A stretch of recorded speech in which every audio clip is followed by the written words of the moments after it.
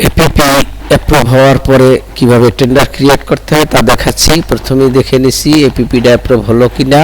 APP my APP dashboard click করি, হ্যাঁ approve হয়ে গেল। পাবলিশ অ্যাকশনে পাবলিশ দেখা যায়, তার মানে অ্যাপ্রুভ হয়ে গেল। পাবলিশ করে দেই, পাবলিশ করে দিলাম, তা লিখে দিলাম পাবলিশড। ওকে, পাবলিশড, পাবলিশড, সাবমিট। পাবলিশ হয়ে গেল। পাবলিশ হওয়ার পরেই টেন্ডার ক্রিয়েট করা যায়, এর আগে করা যায় না। যে এখানে লেখা আছে স্ট্যাটাসে অ্যাপ্রুভ, তার মানে আমার এখন এটা পাবলিশ করার পরে অ্যাপ্রুভ দেখা যায়। এখন ডান পাশে যে ক্রিয়েট টেন্ডার, ক্রিয়েট টেন্ডার দিয়েই একটি টেন্ডার ক্রিয়েট করতে হয়। ক্লিক করি, ক্রিয়েট টেন্ডার, ক্রিয়েট টেন্ডার। এভাবে সবগুলো টেন্ডারকে আগে ক্রিয়েট করি, তাহলে আমার টেন্ডার আইডিগুলো একটু সিরিয়াল হবে। আর যদি একটি একটি করি তাহলে অনেক ব্রেক হয়ে যায় টেন্ডার আইডিতে। সেজন্য আমি সবসময় আগে টেন্ডার আইডিগুলো ক্রিয়েট করি, তারপরে আইডিগুলোকে পূরণ করি। আবার টেন্ডার ক্রিয়েট, আবার APP my APP, APP my APP approve, পেন্ডিংয়ের জায়গায় approve, search APP dashboard, create tender.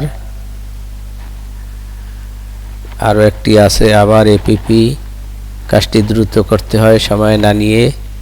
APP my APP স্ট্যাটাসে অ্যাপ্রুভ, সার্চ এপিপি ড্যাশবোর্ড, সর্বশেষ ক্রিয়েট টেন্ডার হয়ে গেল। এখন আর কোনো নেই, আমার টেন্ডারগুলো পর্যায়ক্রমে সব সিরিয়াল হয়ে গেল, টেন্ডার আইডিগুলো সিরিয়াল পড়ে গেল। একটু দেখে নেই কি কি আইডিগুলো পড়লো। যে এখানে 33, 34, 35, 36, 37 সিরিয়াল পড়ে গেল। সিরিয়ালটা ধরার জন্যই আমি দ্রুতই এগুলো টেন্ডার আইডিগুলোকে ক্রিয়েট করি, তার পরবর্তীতে আস্তে আস্তে এগুলো ফিল আপ করি। এখন একটি আইডি ফিল আপ করে দেখাচ্ছি। নোটিশ, ড্যাশবোর্ডে গিয়ে টেন্ডার আইডি নোটিশ, এডিট অপশনে গিয়ে নোটিশের এডিট অপশন, এডিট অপশনে গিয়ে একটি স্মারক নাম্বার দিয়ে দেই, যেহেতু আমার স্মারক নাম্বার আগেই রেডি করা থাকে। এটাকে আপাতত দিয়ে দেই।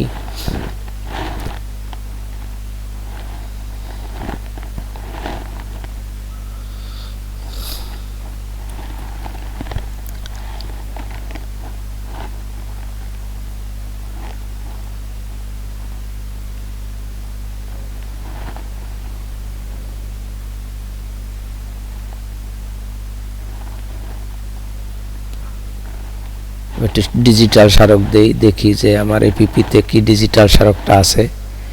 সেখানে লেখা আছে ডিজিটাল স্মারক, যেটা এই ডিজিটাল স্মারকটা ওইখানে দেব। সেজন্য আমি আবার এপিপি থেকে স্মারকটা নিয়ে নিয়েছি, ওখান থেকে সব স্মারক এগুলো দিয়ে তারপরে আবার নোটিশ, এডিট, নোটিশে গিয়ে আবার এডিট, এখানে একটা স্মারক নাম্বার দিয়ে দিই 3351, এটা 5, যেহেতু এটা আমার প্যাকেজে সিরিয়ালে 5 ছিল, এখানেও সিরিয়ালে 5 দিয়ে দেই। যেহেতু বিভিন্ন রকম হতে হয়, একই স্মারক দেওয়া যায় না।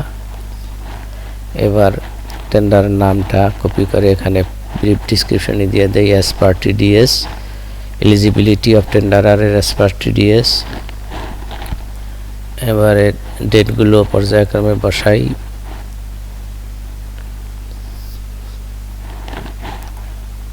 নভেম্বরের কোন তারিখে দেব সেটাই ভাবছি। আচ্ছা 20 তারিখে দিলে সকাল 9টা,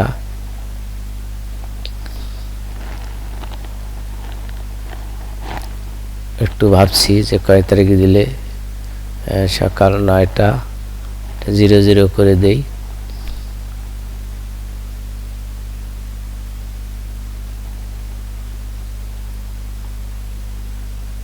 চব্বিশ তারিখ সকাল 9টায়, 24 তারিখ সকাল 10টায়, মানে একটু পরে 9টা, একটু পরেই দিতে হয়, 10টা হতে পারে বা 9টা 1 মিনিট। 24 তারিখই ক্লোজিং ডেট। 30 তারিখ 15টায়, 30 তারিখ 15টা সিলেক্ট করে দিই, বাকি 15টা মানে বিকাল 3টায়। ডকুমেন্ট লাস্ট সেলিং 2 ঘন্টা আগে দেই, 13টায়, দ্যাট ইজ 1টায়, 13টায় মানে 1টায়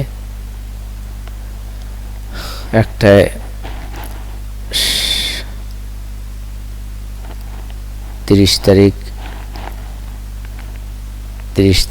1টা পর্যন্ত সেলিং তারা ডাউনলোড করে এটা সাবমিট করতে পারবে, এরপরে আর পারবে না। প্রি টেন্ডার মিটিং 27 তারিখ দিয়ে দেই।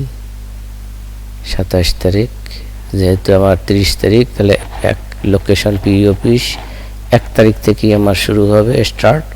তার থেকে 3 মাস 4 মাস সময় নেই, দেখি 4 মাস, জানুয়ারি, ফেব্রুয়ারি, মার্চ, এপ্রিল, মার্চের 30 তারিখ পর্যন্ত দিয়ে দেই, সাবমিট হয়ে গেল নোটিশ।